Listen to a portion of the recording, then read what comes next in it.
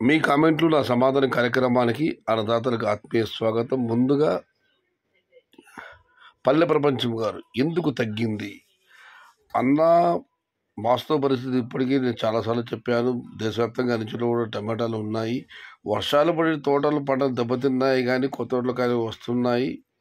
వర్షాలు పడకుండా ఉంటే ఇంకా పరిస్థితి మరోలా ఉండేది. ఉత్తర భారతంలో లోకల్ టమాటాలు స్టార్ట్ అయిపోయినాయన్న, అందుకే రేటు తగ్గింది. తమిళనాడు కూడా పెద్దగా వర్షాలు లేవు, అక్కడ కూడా కాయలు బాగా ఉన్నాయి. మరొకసారి మళ్ళీ వర్షాలు మొదలైతే తప్ప టమాటా ధరల పైన మనం ఒక అంచనాకు రాలేం.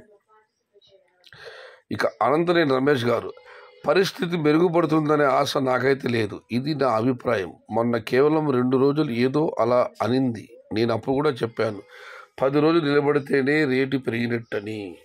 వాస్తవమే, నేను కూడా చాలాసార్లు చెప్పుంటాను. నన్ను అనుసరించి నా వీక్షకులకు అందరికీ తెలుసు, ధర పెరిగినా తగ్గినా 1 వీక్ టైం. మీరు 10 రోజులు అన్నారు, నేను వారం 10 రోజులు కూడా, నేను కూడా అదే మీ మాట నేను ఏకీపిస్తున్నాను.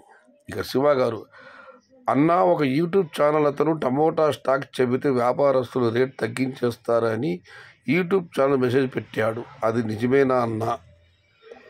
మీరు చెబితే మాకు నిజమో కాదో తెలుస్తుంది. అతను ఎందుకు ఇలా చెబుతున్నాడో అర్థం కావడం లేదు, మీరు తెలియచేయండి అన్న. జై ఎన్టీఆర్. ముందుగా నా అభిప్రాయం చెప్పే ముందుకు అనంతరం రమేష్ గారు ఒక రిప్లై ఇచ్చారు, అవన్నీ అబద్ధం, డిమాండ్ ఉండాలి. స్టాక్ చెప్పినంత మాత్రాన వ్యాపారస్తులు ధర తగ్గించారన్న. 4 లక్షలు 5 లక్షలు కూడా అనంతపురం స్టాక్ వచ్చిన రోజులు ఉన్నాయి, కాయలు అమ్మిన రోజులు ఉన్నాయి.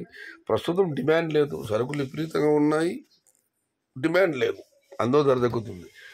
ఒకవేళ యూట్యూబ్ ఛానల్లో స్టాకు చెప్పకపోయినంత మాత్రాన అక్కడ వ్యాపారస్తులు ఉన్నారు, వాళ్ళకు గ్రూపులు ఉన్నాయి, వాళ్ళ గ్రూపులో వాళ్ళు సెండ్ చేస్తారన్న మెసేజ్, ఇవన్నీ ఒట్టి మాటలు.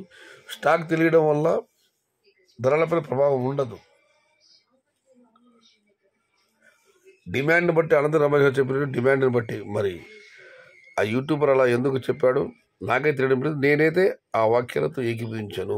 స్టాక్ తెలియడం వల్ల టమోటా ధరలపైన ప్రభావం పడదు. అనంతరం రమేష్ గారు చెప్పినట్లు డిమాండ్ ఉండాలి. ఇక మనం మరొక కార్డు పరిశీలిస్తే జై 52 గారు, ఆయన పేరు మెన్షన్ చేసిన పేరు నేను చదవను, గేమ్ చేంజర్ అని వీడియో చేస్తాడు. ఎవరు అన్నా? ఫుల్ మచ్చ. షకీర్ గారు, నిజమే అన్న, అన్ని చోట్ల కూడా ఇదే ఫుల్ మచ్చ ఉంది, ఊసి ఉంది. వర్షాల వల్ల టమోటాల యొక్క నాణ్యత మారిపోయింది, సైజులు వస్తున్నాయి కానీ జాండీస్ ఎక్కువగా ఉంది, క్వాలిటీ చాలా తక్కువగా ఉన్నాయి. ఇక టమోటా రేటింగ్ కడప గారు, ఇది చివరి comment. This agriculture is not farmers doing, only business people, but rates is not sure, expenses heavy in future.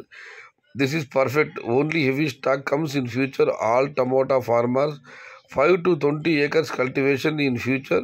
Business farmers. This is really. ప్రస్తుతం టమోటా పంట పెద్దగా రైతులు చేయడం లేదు, కానీ వ్యాపారస్తులు చేస్తున్నారు. ఇది ఇలా కంటిన్యూ అవుతుంది. టమోటా పంటలు పెరగడం, అందులో 5 నుంచి 20 ఎకరాలు ఖచ్చితంగా చేస్తారు. జరగబోయే వాస్తవం ఇదే అనే కామెంట్ పెట్టారు. టమోటా చాలా తక్కువ కాలంలో భవితవ్యం తేల్చే టమోటా అది. 70 రోజులు పంట చేతికి వస్తుంది, 2 నెలలు దాని భవితవ్యం తేలిపోతుంది. అయితే ఆ గట్టు లేదా ఈ గట్టు. అందుకే అందరూ టమోటా పంట మొగ్గు చూపుతున్నారు, మొగ్గు చూపారు. మొగ్గు చూపడం వల్లే ఈ 2020 సంవత్సరం మొత్తం టమోటా ధరల విషయంలో అస్తవ్యస్తం, గందరగోళం, అగమ్యగోచరంలా తయారయ్యింది. చూద్దాం, ఈ 2020 సంవత్సరం అంతా కేవలం 3 మాసాలు మాత్రమే ఉంది. దేవుడిది ఎలా ఉందో ఏమో. ఇది ఈరోజు మీ కామెంట్లు నా సమాధానం కార్యక్రమం. సమాచారం నచ్చితే లైక్ చేయండి, షేర్ చేయండి. Please subscribe my channel. భవదీయుడు సయ్యద్ షహతాజ్. జై ఎన్టీఆర్, జై తెలుగు తల్లి. తెలుగే ప్రాణం, ప్రాణమే తెలుగు. సర్వే జనా సుఖినో భవంతు. ధర్మో రక్షతి రక్షితః. అన్నదాత సుఖీ భవ.